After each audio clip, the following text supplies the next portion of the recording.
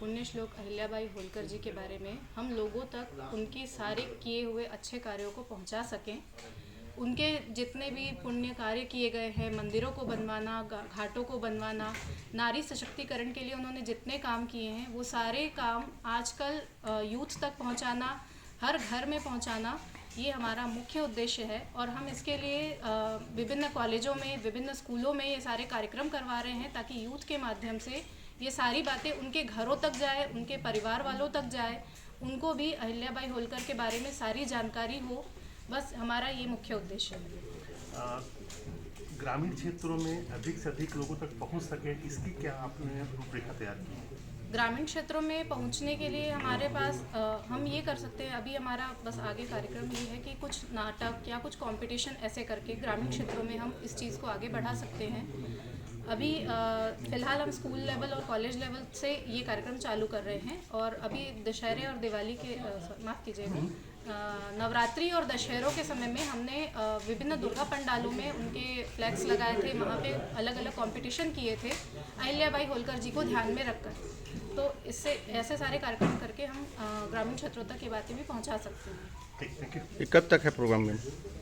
ये है 2025 31 मई तक। और कोई मूर्ति वगैरह स्थापित करेंगे आप लोग? जी, अभी ये प्लान में है कार्यक्रम, आगे सक्षम रहे तो फिर हम ये कर लेंगे।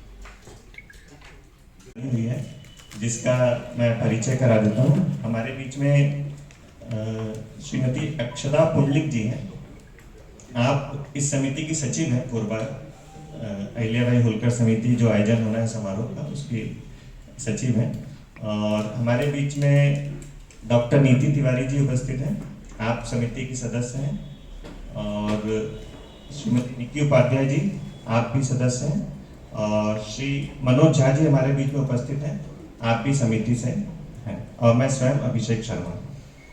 जैसा कि मैंने आप सभी को बताया कि जो अहिल्याबाई होलकर जी थी, उनका ये त्रिशताब्दी जयंती समारोह वर्ष चल रहा है।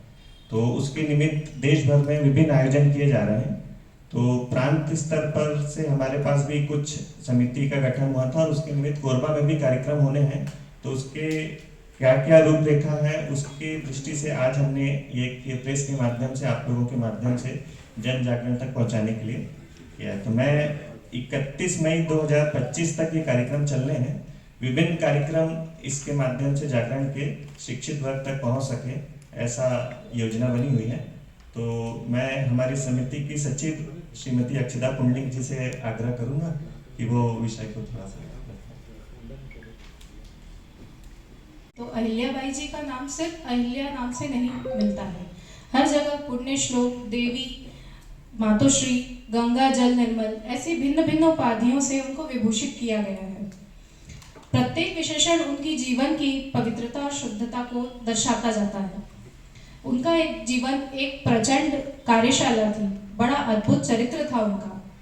व्यक्तिगत जीवन बहुत आपत्तियों से, कठिनाइयों से भरा हुआ था, दुख दर्द से भरा हुआ था, लेकिन उन्होंने इसके चिन्ह अपने सामाजिक जीवन पे कभी नहीं पड़ने दिए थे। अपना ध्वस्त जीवन टुकड़ों में संजोते संजोते वह अपने सभी सामाजिक कार्यों में लीन रही थी। अपने खंड खंड किए गए देश भर के अनेक मंदिरों को उन्होंने जीर्णोद्धार करके बनाया, टूटे फूटे घाट फिर से बनवाए, आश्रितों में, घोर गरीबों में अपने अल्पायुषी पुत्र मालोजी राव की प्रतिमा देखते हुए इन सभी चीज़ों को उन्होंने बहुत अच्छे तरीके से पूरे देश भर में किया। उनको काल के गर्भ में समाये हुए 200 से ज़्यादा वर्ष हो चुके हैं, लेकिन उनकी स्मृतियाँ अभी भी नर्मदा के घाट में, बद्रीनाथ के मंदिरों में, गंगा के घाट में, रामेश्वर के सागर तट पे, सब जगह उनकी यादें, उनके किए गए कार्य, सारी उनकी प्रशस्ति जो है वो गाते रहेंगे हमेशा। पुण्य श्लोक देवी अहिल्याबाई जी के इन्हीं सभी कार्यक्रमों को याद करने के लिए भारत में और प्रांतीय स्तर पर अहिल्याबाई जी की त्रिशताब्दी समारोह किया जा रहा है। उसी के तहत कोरबा के जिले में भी ये कार्यक्रम किए जा रहे हैं, ब्लॉक स्तर पर भी और जिले के स्तर पर भी। तो इसके अंतर्गत हमारे यहाँ पे ब्लॉक स्तर पर भी समितियाँ गठित की गई हैं, जो स्कूलों में, कॉलेजों में ये सारे कार्यक्रम, जैसे रंगोली है, चित्रकला है, भाषण है, चलचित्र प्रतियोगिता है, ये सारे कार्यक्रम हम करवा रहे हैं। और ये सारे कार्यक्रम महाविद्यालयों में भी ब्लॉक स्तर पर, कॉलेज स्तर पर, प्रत्येक महाविद्यालय में, स्कूलों में ये कार्यक्रम कराने की हमारी ऐसी योजना है। तो इसके अंतर्गत हमारी समिति का गठन जिला स्तर पर अध्यक्ष, उपाध्यक्ष और सचिव के स्तर पर किया है, और ब्लॉक स्तर पर भी 4-5 ब्लॉकों में भी ये समितियों का गठन किया गया है। और ये सारी समितियां सब मिलकर हमारे इन कार्यक्रमों को, सब पूरे जिले में ये कार्यक्रम सुचारू रूप से चलाएंगे। इन कार्यक्रमों के लिए हम आपसे भी थोड़े आपसे भी हम सुझाव चाहते हैं कि हम किस प्रकार इन कार्यक्रमों को और अच्छे से करवा सकते हैं, ताकि लोगों के बीच में पुण्य श्लोक अहिल्याबाई मातोश्री के बारे में लोगों तक जानकारी पहुंच सके और ये कार्यक्रम अच्छी तरीके से संपन्न हो सके। धन्यवाद।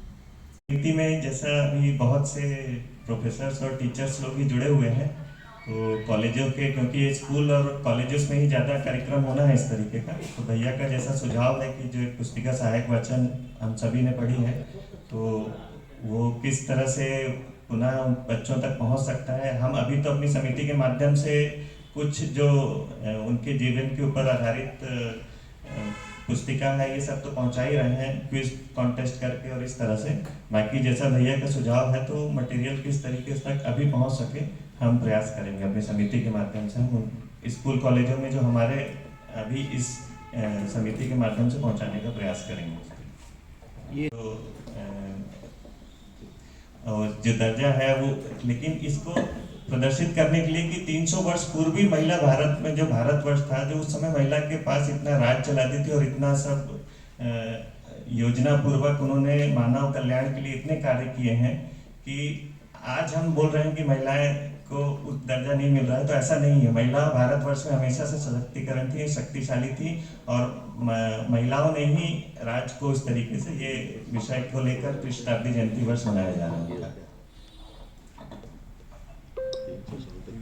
2024 से शुरू हुए हैं और ये 2025 तक के कार्यक्रम चलेंगे।